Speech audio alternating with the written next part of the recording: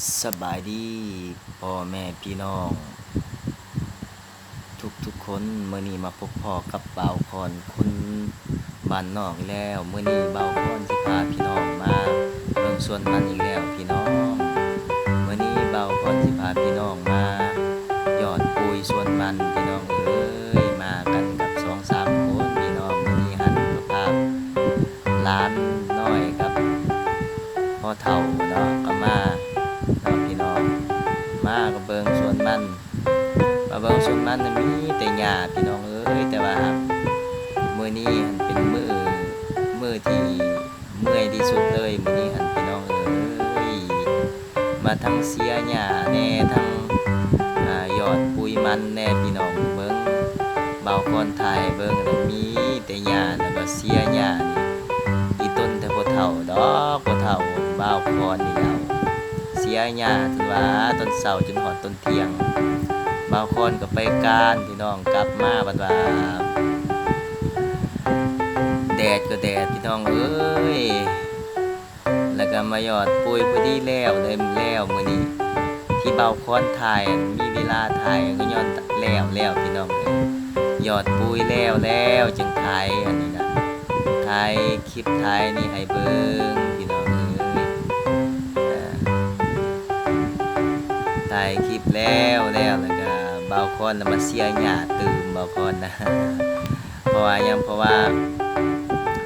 ช่วงนั้นเป็นช่วงเวลาพักผ่อนเด้เบาคอนก็ได้มาถ่ายคลิปให้พี่น้องเบิ่งนะว่าสวนมันเบาคอนนี่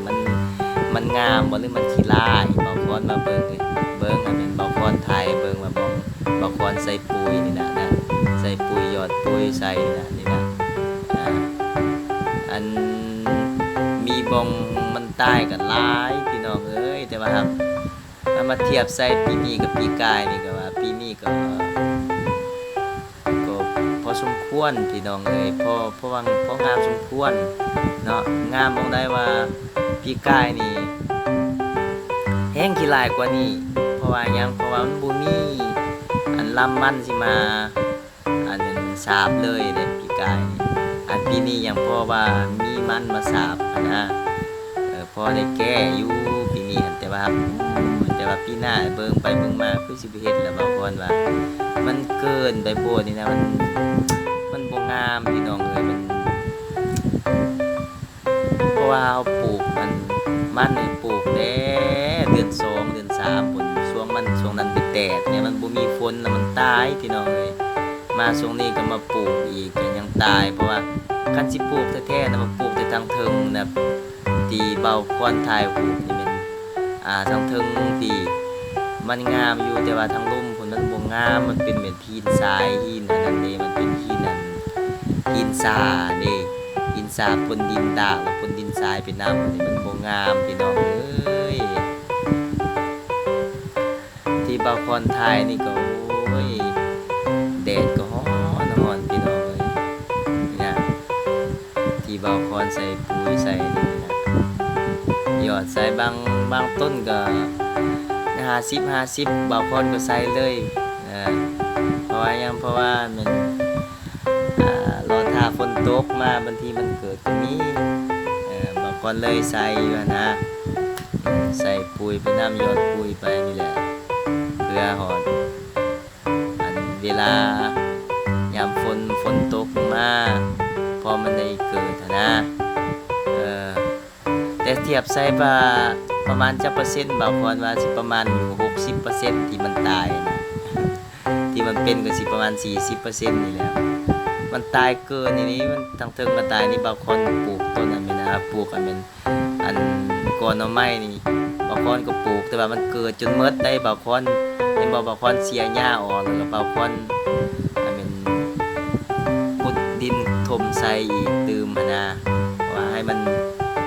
มีน้ำอันเวลาฝนตกมาเนี่ยให้น้ำไม่ให้ไปใส่นะให้น้ำพังไว้ในมองก่อนเอาไม้นี่บางคนก็ปลูกไล่ก่อเติมได้บางคนปลูกอยู่ประมาณ 3-4 ก่อ5 ก่อ5 ก่อไม่แล้วปลูก5 ก่อแต่เก่านี่เบาค คอนน่ะปลูกหลายได้บ่ว่าแต่ทางแจนี่แล้วก็แจเบื้องซ้ายเบื้องขวาน่ะบาวคอนปลูกจนเบิดกอหน่อไม้แต่ว่าเป็นหยังมันตายพี่น้องเอ้ยมันตายย้อนว่าบาวคอนนี่อ่าบ่มีน้ำแน่ช่วงนั้นก็บ่มีไฟแน่นะบาวคอนมีแต่เอาจะสูบน้ำเด้สูบน้ำแล้วบ่มีไฟฟ้าเข้าเด้บาวคอนหาก็เอาไฟเข้าช่วงอัน ปีกายนี่แหละเลยมีน้ำใส่แบบอันนั้นแล้วก็มันเลยใหญ่แน่นะต่อไปนี่เบาคอนสิว่าสิเอาแท่งขึ้นสูงๆแล้วก็สิโปมน้ำขึ้นมาเองเอาสปีกเกอร์ใส่เองเลยบัดนี้นะเบาคอนว่าบ่เฮ็ดแล้วแบบนี้เบาคอนเมื่อยแฮงเบาคอนขี้คร้านแน่แล้วก็เมื่อยนี่บ่คุ้มค่าแฮงจักนิดเลยเบาคอนว่า เบาคอนสิเอาแบบประเภทที่ว่าท่อ CBC เด้อันเฮาใส่แล้วก็มาแล้วก็เจาะท่อแล้วก็โปมน้ำใส่แล้วมันให้มันอยู่ในกระโตเลยให้มันหยอดทีละน้อยละน้อยละน้อยละน้อยอยู่ในหันนะเบาคอนคิดว่าหันนะคันมีงบประมาณคันบ่มีแล้วก็ยาเบาคอน แต่เบาคอนคิดไว้แล้วนะเบาคอนเพราะว่าเบาคอนว่าในอนาคตตืบ 4-5 ปีขึ้นหน้าบางทีเบาคอนก็อาจจะดีกว่านี้ตื่มนะตามคืออนาคตตัวเองเนาะว่าเฮาสร้างอดีตอันปัจจุบันนี่ให้มันดีนะให้ปัจจุบันมันดีเนี่ยต่อไปในอนาคตมันก็สิดีเองนะบ่คอนว่านี่แหละบ่คอนก็ขึ้นมาจนฮอดถึงที่แล้วแล้วก็บ่คอนก็ถ่ายรูปให้พี่น้องเบิ่งอีกว่ามันงามส่ำใดเบิ่งก็ขี้ลายคือเก่าพี่น้อง เด้บ่คอนก็พาพี่น้องมาเบิ่งกอนหน่อไม้ตัวใหญ่ๆกว่าหมู่นี่บ่คอนปลูกนี่ปลูกได้เฮิงแล้ว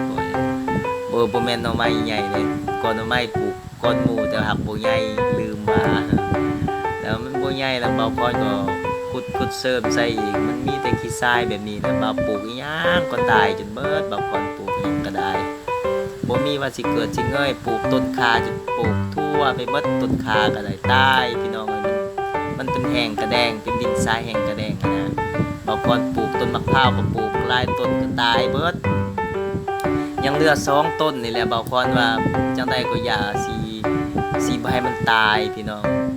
สิจังได๋ก็อย่าสิบำรุงรักษาให้มันบ่ให้มันตายพี่น้องเอ้ยนี่ยังเหลือ2ต้นนี่แหละนี่นะต้นที่1ต้นที่2นี่จังได๋ก็ขอฝากกดไลค์กดแชร์กดติดตามเด้อพี่น้องเด้อให้ทางอันเบาคอนคนบ้านนอกนี่แล้ว2เบาคอนคนบ้านนอกจังได๋ก็กดไลค์กดแชร์กดติดตามนำครับผมบ๊ายบายขอบใจ